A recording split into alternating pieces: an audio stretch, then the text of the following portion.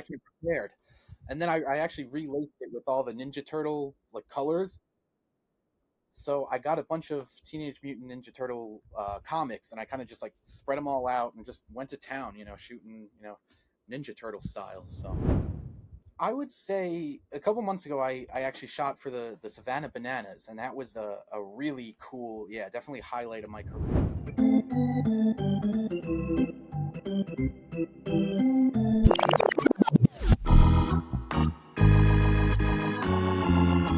Welcome everyone to another episode of Beyond the Glove. I am your host, Ben Loafman. I got a little plug before we get started with this episode. So I recently went to the American Baseball Coaches Association convention in Washington, D.C. earlier this month, and I had an absolute blast. And you might be thinking, Ben, you're not a baseball coach, and you're correct in that thought. But the ABCA also has a trade show portion of the conference where they fill out an entire convention hall with vendors that sell anything closely related to baseball gear. The best way that I've heard it described is from Chris Petroff of the Glove Lab, where he called it Disneyland for anybody that loves baseball. And he was absolutely correct in that comment. As I mentioned, so many vendors, and especially glove vendors, are there. For those of you that have a passion about gloves, I definitely want to see you out there for the 2026 event in Columbus, Ohio. Now for today's episode. For those of you who listened to our most recent episode with Kyle Junckini of What Pros Wear, Kyle told of a cool interaction that he had with Michael Chavis, current MLB free agent, where Michael came up to him at a stadium and said to him, Kyle, I love what you young guys are doing for the game of baseball, and I don't know what you're going to do in life, but I know it's going to be really cool. Well, for today's episode, we have one of Kyle's friends and one of those young guys that I believe is really pushing the baseball gear space forward. We have sports photographer and filmographer Jay REILLY today. Jay, welcome to the show, man. Thank you so much for having me, Ben. Super excited to be on here. Yeah, absolutely. This is one that I've been looking forward to for a little bit now. So I know that your love for gloves started way before this point in your life, but a few months back, you had put out a video on your Instagram account at jreilly.mov about gloves that you can find at Dick's Sporting Goods. And you threw in a little nugget about how you used to work there. And you even included a little video of you doing the gritty while you were on shift. Looks like you made the most of your time while working at Dick's Sporting Goods. But were you winning like Employee of the Month awards or something like that while you were there? I actually was. Oh, you were? Yeah, February 2022. I was Uh-huh. lead of the month. I moved my way up the ranks pretty quickly there. So I was sales lead for a little while. Then I moved up to a key carrier, and yeah, I was sales lead of the month, February 2022. Highlight. I'm going to put that paper on my fridge. It's a nice little highlight for my time there. There you go. Did they get you a plaque or anything like that for you? No plaque. I just got a laminated sheet of paper, but still a highlight nonetheless. That's fun. When you were working there, so one of my favorite things to do, I love brick and mortar sporting goods stores, and you just go in and go to the baseball section. And I could look, nothing makes, actually, I should just say this, nothing makes me more happier than when I get to take my daughter there, who's 2 years old, and she just wants to put the baseball bats on her shoulder and tell me to, like, it's my favorite thing in the world. Yeah. But did you get to hang around the baseball section like the whole time, or were you all over the place, or what is that like? Kind of all over the place. It was a small crew in the like the team sports department, so we were bouncing around between obviously baseball, soccer, football, hockey, all the good stuff. But definitely when there was downtime, I like to kind of just go around the baseball section. When we got like deliveries a couple days a week, I would scout through the boxes and be like, oh, here's a Rawlings box, here's a Wilson box, and kind of just I would want to unbox those like a kid on Christmas. So I would definitely make time to get myself involved in the baseball side of things there. That's awesome. I think I was looking on your LinkedIn, and you hung around for a while. You were there. Were you there for like 5 years? I was there for 4.5 years. Then I Okay. moved on to the content side of things. I still technically work there. I'm what's called a baseball ambassador there. I do all the like Okay. break-ins, relacings, all that good stuff. So I like to use that other side of the brain too, and I'm not shooting stuff. Nice. And then it sounds like maybe you just answered this, but when you were there, did you get to be the glove break-in guy at the break-in station? Yeah, so we have the glove steamers at Dick's, which I have my own feelings on, but Hmm. everybody would always be like, oh, we got a glove in, we're gonna go to Jay. I'm like, all right, as much as I might not like the glove steaming, I love doing Uh-huh. it. Just working on baseball gloves. I mean, I could do that with my eyes closed. I love it. So I definitely got to be Uh-huh. the guy. I'm one of only, I think, 3 people in that district where I work that can relace. So Uh-huh. I'm getting overwhelmed with glove relacing, but I love it. So keep them coming. That's awesome. So when you work, I've always just wondered this because you go there, you see someone working. I imagine that not everybody is like you that works in the section and has the passion for, lacing up the gloves. Do you get some freedom to kind of like work on some own break-in methods of like that you kind of think up on your own? Yeah, we I've done a couple of I forget exactly how you say it, and I know I'm going to butcher it, but where you dunk it in the water. So Yumomi. yeah, yeah. Uh So I've huh. done a couple of those at Dick's Sporting Goods, but mostly I like to do the freedom with the shaping. A lot of people I'll be Uh like, all huh. right, do you want the rolled fingers? Do you want it flared? Do you want deep pocket, shallow pocket? So kind of getting to know what the customer wants, and that Hmm. you know allows me to write the book on how I want to kind of break it in. So love doing that kind of stuff. Did How did you? So the people that you did the Yumomi for, were you just like, you want me to dunk this in water for you? And then were they like, yeah, absolutely? Or how did that go? Kind of. So half the customers I would get would just be like, "All right, it's for my like 7-year-old son. Just break it in." I'm like, "All right." Yeah. And then the other half would be like college baseball players or like high school baseball players who like knew exactly what they wanted. Like I go two in the pinky, I go finger out. I play shortstop, so I want a shallow pocket. I'm like, "All right, you want me to dunk it?" And they're like, "Well, what's that going to do? Is that going to ruin it?" I'm like, "No, of course not. It's going to like water Hmm. dries out. Like you know." I'll shape it exactly how you want it. So it was a very cool process to kind of work with all levels of that experience. Yeah. With the steamers, I understand when everybody that's not everybody's favorite method, and it sounds like that's the correct position. But the one really neat thing about when you steam in person is like typically if that person is able to take that glove out right away and play catch with it, I think it's a pretty awesome feeling because I feel like that's the work that's most important is if you can play catch like right away afterwards, at least for the short term. I feel Yeah, like those gloves feel really good yeah, with when they do get steamed. So, yeah, but nice. So kind of moving on, I know that currently you're kind of living the dream as it goes regarding art, photography, film, and baseball. For our listeners and subscribers, let us currently know. Let us know everything that you're up to right now. You got quite the list of things that you're doing.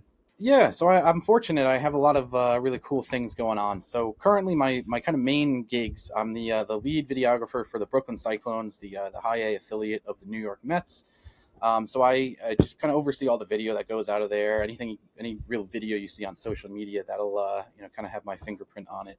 I do all their media days. I do their intro videos. All that good stuff. So that's my main gig. I also work at NYU I'm athletics. I'm gonna cut in here. So I think we need to take a second to discuss the coolness of the Cyclones. So they're kind of carrying the banner for the Brooklyn Dodgers, who left the borough of Brooklyn after the 1957 season. So, because I think I read this thing, they're basically the first team that's played in Brooklyn since the Dodgers left. Is that correct? Yeah, so we're the first pro baseball team, obviously not MLB, but Yeah, you know first professional baseball team in Brooklyn since the Dodgers. Yeah, so it's got a lot of and your guys' stadium. Give us the name of the stadium. What's it called again? it's a mouthful. Maimonides Park. Okay, and explain the setting for everybody of Maimonides Park, if you can. Yeah, so it is literally right field is the Coney Island Boardwalk. In the Hmm. batter's eye is the big Ferris wheel that lights up all summer long. It's right on the beach. You have this big it's called the parachute jump, and it's like a big LED tower that it used to be an amusement park ride. People would just jump off it with a parachute, which I don't know how that's not an OSHA violation, but Yeah, yeah. it's you could see it from 5 miles away. So being able to shoot a baseball game right there, it's it's really surreal. Uh-huh. That's really cool. You guys should check out Jay's Instagram. You do some awesome videos of just like I don't know. The backdrop's incredible with the players too. With your I saw one you did with the guy swinging in like different speeds or whatever, Yeah, and you just do a great job playing with all the content that you do thank you. from them. So yeah, good job. I cut you off though, so continue. You were saying what you do for NYU. Yeah, so I pretty much do the same thing for NYU athletics. I do a lot of their video for their sports teams. I get to dip my toes in a lot of the different sports, obviously more than just baseball. I covered the women's basketball team last year when they won the NCAA championship, so that was pretty cool. That's where I met Kyle. Actually, he was my boss there, so it's Okay, been really cool nice. to collaborate with him and go beyond just NYU, where I consider him a great friend now. Um, then I do a lot of just outside freelance work, shooting the gloves for Wilson, Rawlings, Mizuno, all those good people. Collaborating with What Pros Wear and Kyle, and Hmm. then I guess for lack of better term, I guess yeah, independent filmmaker question mark. I have a drone, so I kind of just go around to my favorite places around me in New York, and I packaged together this little short film called Welcome Home, and it released in some state parks. It was kind of like a tour, like a concert tour, but I just premiered Hmm. the short film around these state parks, and yeah, I just love kind of editing, those short film kind of things together. So That's incredible. So the plate is full for sure, yeah, but it sounds like it's a good thing for you. It sounds like you're enjoying that. So yeah, absolutely. all right, so gloves and art, so they intersect for you at some point in your life, and so millions of kids they play baseball every year, but few truly value. I feel like the baseball glove that they're using. I know for me, I didn't really get into like my glove is special until I got to college. That was it was just kind of like a tool thing, and you're like, oh, that kid has a cool glove, and I wish I had his glove, but I didn't actually think about like saving up and buying my own. But when did gloves become more than just a piece of equipment for you in your life? Yeah, so when I was a kid, I was very fortunate. My parents always wanted to, equip me with the latest and greatest gear that there was. So at the beginning of every season, no matter how beat up or how brand new my glove was from last season, my parents were nice enough to get me, a new glove, a new bat, new cleats, all that good stuff. So I Hmm. remember distinctly having a Jose Reyes, like, it was Ooh. probably like 40, $50 at the time, but it was the Jose Uh huh. Reyes Rawlings model. And I'm like, oh, this is sick. So that I used that glove for a while. Uh huh. But yeah, that Did was, it have his signature in the yeah, palm? yeah, Oh man. I know. It was unique. I was like, oh, I'm going to be Jose Reyes out here. So, yeah, I was very fortunate. My parents were really really generous enough to always equip me with whatever I needed. So I always have had an affinity for that kind of like equipment side of things. So when you were growing up, were you a what brand did you naturally gravitate towards? I would always go towards Rawlings, and only very recently did I start to be like, I'm actually kind of rocking with the Wilson a little bit more. But Okay. Uh huh. it's 51-49. It's tough to choose. Yeah. I No, grew up with they Rawlings. they both do great work. Yeah, No, I'm always impressed with what both brands are doing. yeah. And I feel, and you've kind of alluded to it. Where did you do most of your growing up at? Right in Long Island, Okay. on Long Island in New York, a little town Bayshore. Okay. Yeah. So, and you were Mets, correct? Yes, big Growing Mets up, fan. So big Mets fan. Nice. That's awesome. And so you have this passion for gloves, and then film. Probably, I imagine the passion for gloves started first. When did like the film and photography start to come into play? yeah, so I've always like just liked messing around with cameras. I remember when I was like 8 or 9 years old, I would make little like stop motion animations with like Legos or like Hot Wheels, and like looking back at them now, I'm like, oh my god, these like are awful. But yeah, I've always just had a camera in my hand, and now obviously that developed into the sports kind of side of things. I wanted to actually be a film director. I went to a small school on Long Island. Then they kind of cut their film program, and I was like, you know what? I'm gonna take a leap of faith, full send, transfer to one of the top film schools. Went out to California, and then boom, COVID hit. I was at home taking online classes, and then I was like, you know what? I want to maybe pivot away from the film director side of things. I mean, that's not to be a Debbie Downer, but that's a one in a trillion chance. So I was like, you know what? Hmm. I love sports. I love baseball. I love the gear behind it. Like, I can kind of combine the two, and let's give this thing a shot. So then that's when I started working for the Cyclones, and then it was just like that was the first domino. Then I got NYU. Then I got linked up with Kyle. Then I was doing stuff for What Pros Wear. Then I was doing a lot of this glove photography. So it was really just a domino effect of really cool opportunities. So When you went out to California, do you always have your glove with you and stuff? Like, were you always trying to like find ways to get creative with shooting the glove and all that? yeah, so I like even like now like my family like memes with me. Like anywhere I go, I have a baseball glove. Even we're going to like Target, I'm bringing a baseball glove. We're going to dinner, I have a baseball glove in my hand. They're like, "What do you need a uh, baseball glove?" We're at dinner, and I'm like, "You never know, you know." I love that. I also, when I go on vacation, you have to bring your glove. Oh, Like 100%. you never know when the opportunity is going to come up Exactly. to do something like that. So no, Exactly. I love that. That's awesome. And kind of chatting further about that, you put up a video of a Mookie Betts glove after this past World Series, and you made the comment. It's actually a great video. If anybody looks back through your Instagram, I loved your comment. You go, anyone can shoot a baseball glove on a field, and with the work that we do here, especially with our photography, that's always one of our biggest thing. I feel like we always go back to food with every single glove that we look at. We're like, how can we relate this to food? Is usually how it goes. Yeah. But I do love, as you were talking in that video, your whole thought process is what we think about every time we get in a new glove. How can we shoot this and make it as unrelated to Yeah. baseball as possible so that it can, even just try to be more of a culture piece? Yeah. Exactly. And I think that gloves are a great thing for that. I also, this maybe was one of your family members. There's another video that you put out where you had a caption in the corner where they said it's literally just a baseball glove and you're giving it a full photo shoot. Yeah. I love that as well. And you're just like, yeah, I'll lean into this 100%. Yeah. So no, there's just so much runway for creativity with sports equipment. And I think the brands even are doing a good job of hopping in with this. Like Wilson, I know Wilson especially, like they'll connect with different movements and programs that are out there to do gloves. And then yeah, just with all the super skins and unique backings, I'm sure that it gets your mind. You're probably working ahead whenever you see that kind of stuff. So Yeah. Yeah, definitely. Yeah, especially Wilson, I feel like has lately been doing a lot of like cool collaborations. That was one of the first. I actually have it right here. show us. Oh Basketball yeah. super skin. That was like one of the first like big kind of collaborations. I was like, wow, that's interesting. So I actually I shot it. That was my first kind of feature on What Pros Wear back. I think it was last January. Okay. And yeah, I was like that.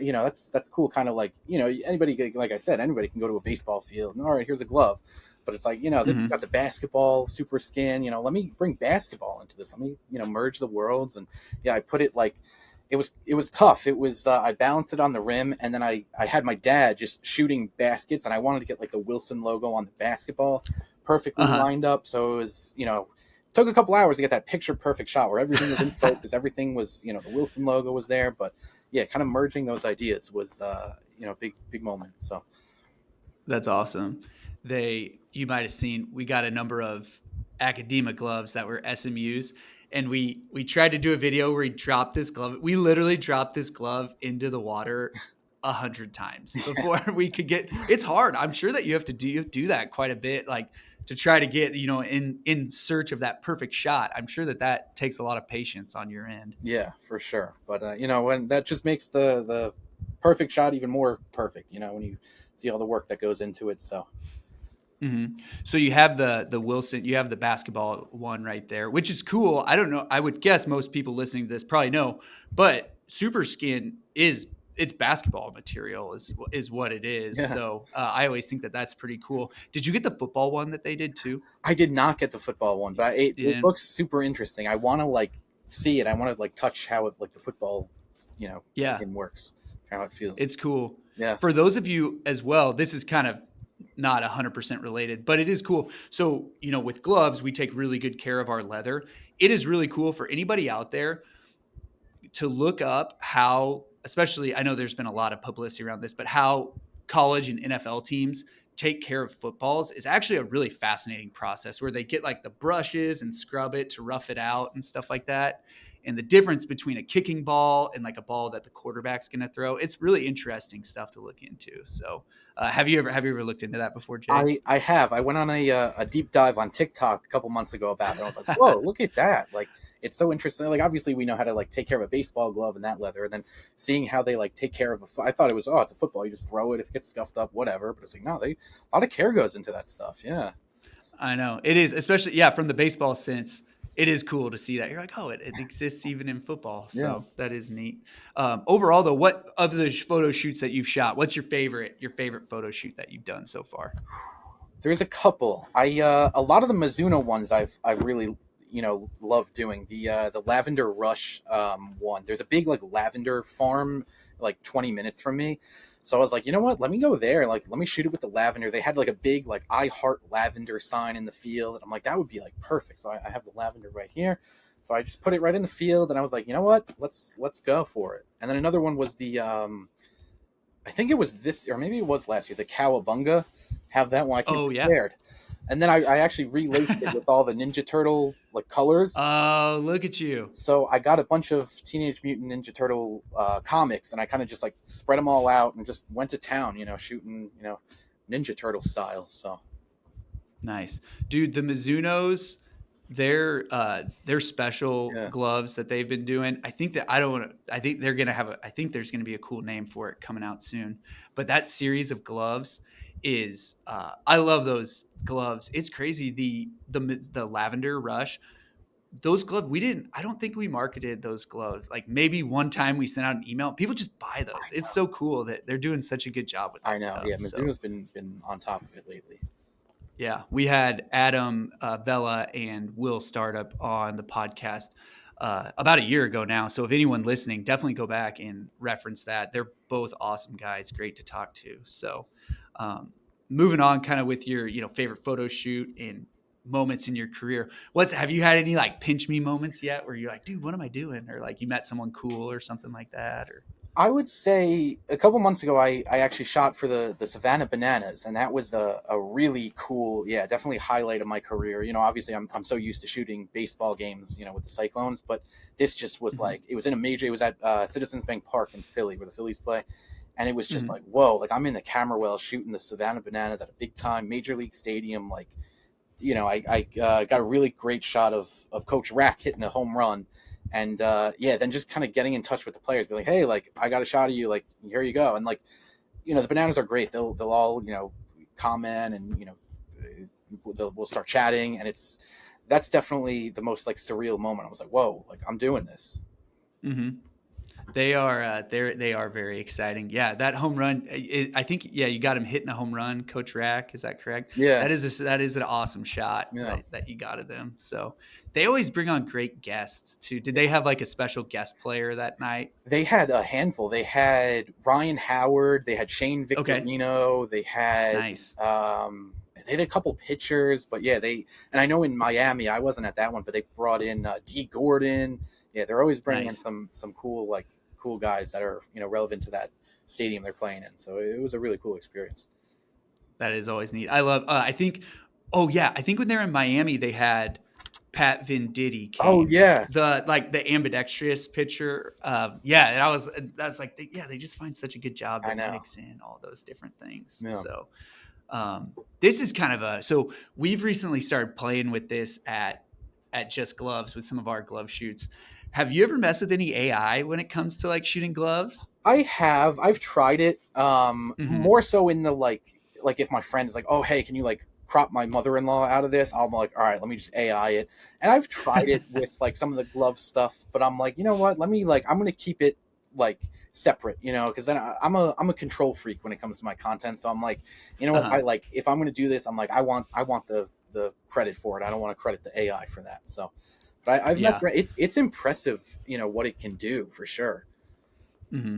It's pretty hilarious too. Some of them don't quite Yeah. understand what baseball is yet. So if you'll put in, maybe I'll have our producer Adam superimpose some images that of like we have like baseball glove on a baseball field, and Yeah. it looks like something from like roller derby or something like that. It just kind of they're not quite there yet, Yeah. but yeah, I always think it's like I mean it's just so much fun. You're doing it with finding the lavender field or yeah, like the Cowabunga Ninja Turtles, like finding, adding in. There's just so much fun stuff. It is good.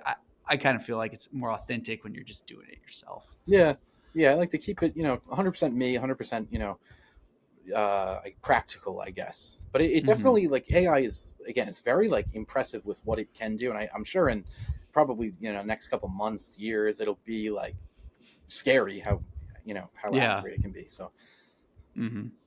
And then what's your biggest advice? So someone that is similar, a young Jay Riley, he's fresh out of film photography school. What's your advice for someone like that wants to break into whether like sports photography or filmography? What's your advice for him? so I'm going to try not to sound too cliche here, because I feel like anytime I've asked somebody that, they've always just been like network, which is it's true, but I want to try and go a little deeper. And I Uh huh. guess I'm going to start out with, don't be above any opportunity. Whether it be it's far away, or it doesn't pay as much as you want. Like, don't ever be above an opportunity, because that opportunity might not come to you again. Like I drive 2.5 hours sometimes to get to the Cyclones, and I would do it with a smile on my face. It's just opportunities are hard to find. So within reason, take any and every opportunity you can get. And then my other piece of advice is just, if you have that passion, just it'll work out. If there's a will, there's a way. And as pessimistic as it sounds, like in this field, you're going to get told no a million times before you get one maybe, and then another million no's before you get told yes. So if you've got that spark, if you've got that passion, just stick with it, keep your head up, and keep the grind on it, and it'll work out, and you'll make it happen.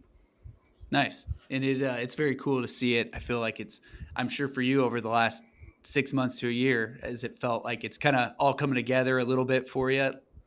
Yeah, for sure. And like a lot of the times it's just like kind of falling in my lap, and it's like, whoa, like I wasn't even like at the end of my first season with the Cyclones, I was like, all right, like, off season, what am I going to do now? And then that's when, Kyle came knocking, and I'm like, oh, wow. All right.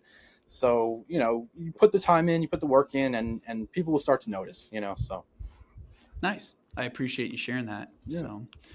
But when we do our Beyond the Glove podcast, before we end, we always have 3 strikes. So we got 3 questions for you, hopefully a little more personal for you. And then you got 20 seconds like the pitch clock, but you can take as long as you want. So for the first strike we got here. So in addition to shooting gloves, you are, as everyone that's watching can see, you are a glove collector yourself. For those that aren't watching, he's got a big collection of gloves behind him. What is your favorite glove that you own right now? So my favorite one is going back to that Bananas game in Philly. They sold an exclusive glove that was only available at that game, an A2000. It's got a bunch of like Philly like details on it. It's got the Liberty Bell. It's got a cheesesteak. It's got the Declaration of Nice. Independence. So just having a physical memento from that day is probably my favorite glove. It reminds me a lot of shooting that day. So I would say that's Nice. probably my favorite. And how many do you have in total behind you? So I currently have 96, but I have a couple more on the way that I'm going to be shooting soon. So we'll be at triple digits probably within the next 2 weeks. That's awesome. Do you have the Jose Reyes glove that you mentioned earlier? I do not. I actually went through a dark time in my life where I switched to lacrosse, and I stopped playing Okay. baseball for a couple years. So I was like, oh, screw Mhm. baseball, and I don't have it anymore. But then I Oh, got back man. into baseball in my high school days. So I corrected Nice. course. I'm back on the right track. There you go. All right. So strike number 2. So you work for the Brooklyn Cyclones affiliate. It's a single A affiliate for the New York Mets, correct? Yeah. And as you mentioned, you're a Mets fan. Who is your favorite New York Met of all time? There's a lot to choose from, but I got to go with my man David Wright. He was Okay. him when I was a kid. I would always go to Shea Stadium at the time, and I was Mhm. always just so excited to watch him play. I wore number 5 in Little League. He was definitely my favorite player to go watch. Do you have a DW5 back in there somewhere? That's one glove I still do not have. I want the one that just came out with the Winter Wave from Wilson, Uh-huh. that purple and teal one. That's on my wish list. So Okay. All right. Nice. The DW5 pattern is it's an odd. I mean, 12 it's I believe I might get this wrong. 12-inch H web, I believe. I think so. Yeah. And it's just like the 12-inch, 12 and a quarter inch. That's my length Yeah. nowadays. Like I try not to get a hold of too many gloves, but that's my length, like 12 and a quarter inch, 12-inch. I can't go any smaller than that Yeah. anymore. So, Yeah.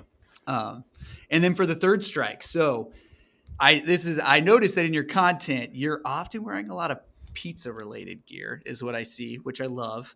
Is New York style pizza the best pizza there is? 100%. I mean, wearing pizza stuff is kind of a birthright in New York. But yeah, New York pizza, and I'm going to sound biased. I'm going to get a lot of hate comments, I'm sure. But yeah, New York pizza is the go-to. The thin, the thin crust with the Mm-hmm. puffy crust at top, cheese pull. Oh my God. Where else can you get a dollar slice on a corner at like 11 o'clock at night? I mean, that's beautiful. That's a work of art. So There, yeah, New York pizza. there you go. There you go. I hope we can get you out to Kansas City sometime. I'm always interested to see, because there's one place here in Kansas City is pretty popular. I'm always interested to see, for someone who has so much access to pizza, what you would think of it. So hopefully we can get you out here sometime and you can put it to the test. Yeah, absolutely. Um, what's the best place of yours to grab a slice of pizza in New York?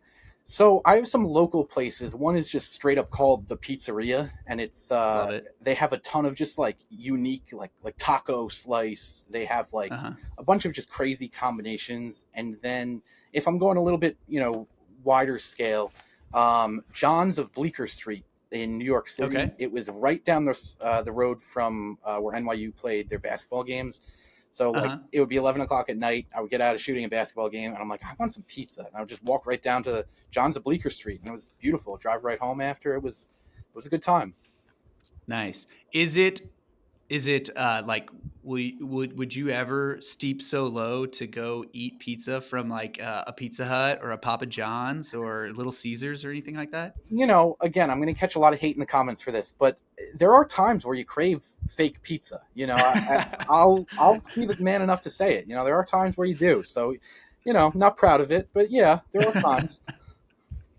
Nice. Well, you're a good man for admitting it. Yeah. So this has been great. So Jay, I really appreciate you for joining us. This is super cool episode, because as far as we haven't had anybody like you that has your take on gloves, just from especially the art and photography. And with my job that I do here at Just Gloves, that's we have to think. I'm not the specialist or anything like that, but as far as thinking of the ideas, when I see your content, I see a lot of what I work with our photographers. So it excites me, and I'm glad that at least from a creative standpoint, we're kind of running in the same lane. So Yeah. Yeah. That's awesome. I really nice. appreciate you. Yeah, thanks for joining us today, man. Yeah. Thank you for having me. Absolutely. All right. So everybody out there, thank you for listening to this episode. We really appreciate all the listeners. Best way that you can help us out and spread the news about the show is just tell a friend. If you have anyone in the glove community that has that loves gloves, is looking for this kind of content, just share them. Tell them to listen to the podcast. We got it on Apple. We also have it on Spotify. And if you're listening on there, go ahead and give us a review. And then if you're watching on YouTube, just give us that thumbs up on the video. We'd really appreciate it. Until next time, everybody have a great day.